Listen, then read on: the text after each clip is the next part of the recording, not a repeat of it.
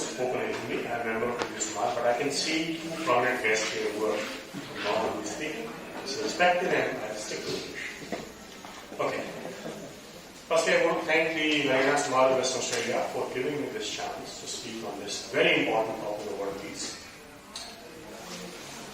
Nobody can understand the value of peace more than the people who have been in war. And I have been a soldier for 23 years, seen active military operations, people getting killed in my lab. I myself was battle injury. And especially the land of Haryana. Land of Haryana has seen 7 major recorded wars in Indian history, including the first recorded world war of the human history. That was Mahabharata. And incidentally, Mahabharata was an ideal war. Now somebody can say, how can a war be ideal? That is where, because I also represent the Hindu Council of Australia, so I go back to that ancient Indian culture that we call as Hindu culture also. The principles at which the Mahabharata war was fought can put some of the provisions of Geneva Convention today to shame. It was such a principled war. And the first principle of that war was that war should only be within the warriors. You cannot drag anyone who is not willing to come to war. People who are armed, people who are volunteered for war, they will go and fight, and then they will decide the result of the war. And war should only be to restore peace. The only object of war should be to restore peace, not to trample people or other societies, or to loot or to rape.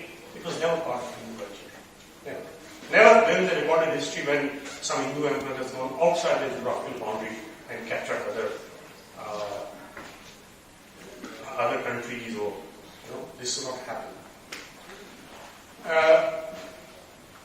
I will quote Guru Gobind Singh on what is a warrior.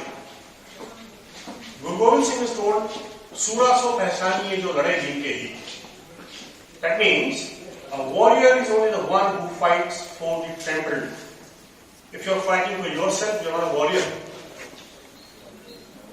As we told, the only object of war should be to restore peace. That's what philosophy was. And then when we say peace, Dr. Nisha and Dr. Sharma have already told something which I had in my mind, but I still can't wait. The Vedas, the Upanishads, talks are told how human developed the mentality to war. But human only did not develop the mentality to war. Within the same humanity, we had people who also thought of Shanti, peace. Indian Vedas and Indian Upanishads got hundreds of shlokas and mantras dedicated to peace. And not only peace about, when we hear the mantra which we heard now, peace is not about absence of war. Peace is not about truce between two friends, two neighbors. It talks about peace in flora, peace in fauna, peace in oceans, peace in rivers, peace in space, peace in earth, peace between human and nature. That Shloka perfectly says that you not only have you don't have, as a humanity, you cannot say, okay, we will get peace, but we keep killing animals, we keep destroying this nature, we keep exploiting the water, we keep exploiting space for war. No. That is not the ancient concept of peace, and which was not given some 100 years earlier, I'm talking about. 3,000, 5,000 years earlier. This thinking was there. Documented. It is all given. It shows if you read from us from Vedas. And then again coming back to how we achieve that peace. That also has been given in a complete detailed fashion in our ancient history. Most of us sitting here, when we say yoga, and especially from our friends from West, they think yoga is just bending our body to this side and that side and making fitness and all. Right, yeah, that is one aspect of yoga, definitely. But yoga has 7 stages. And it starts from ahar pratyahar. That means food and behavior. What you eat is also defined in yoga. And we have 3 types of diets. I don't want to go into that detail. And then it comes to physical fitness. Once you are physically fit, then goes to mental fitness, and then finally goes to jnana and samadhi. Jnana and samadhi means knowledge and meditation. And that is where finally you start achieving what we will call as inner peace. Anyone who is at inner peace cannot be at war with anyone. If you are not at inner peace, you will be at war. Whether with yourself, whether with your neighbor, your family, your relations. First thing which we have to start is the inner peace.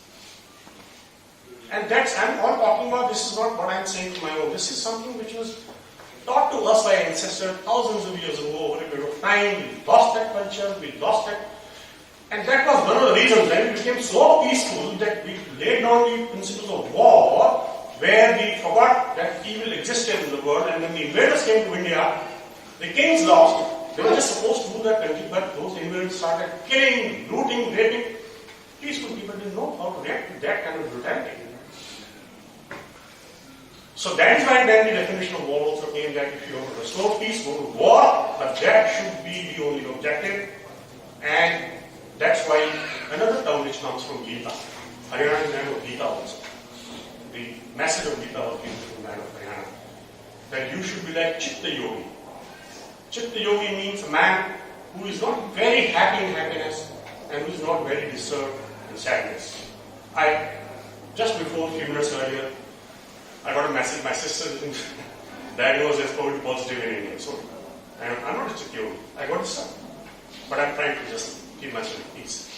Finally, it all comes down to the same thing. Inner peace, and if you are at peace internally, then you can really establish peace. Everywhere, you have to take decisions with full mind, aligned mind, whether it is for peace or for war.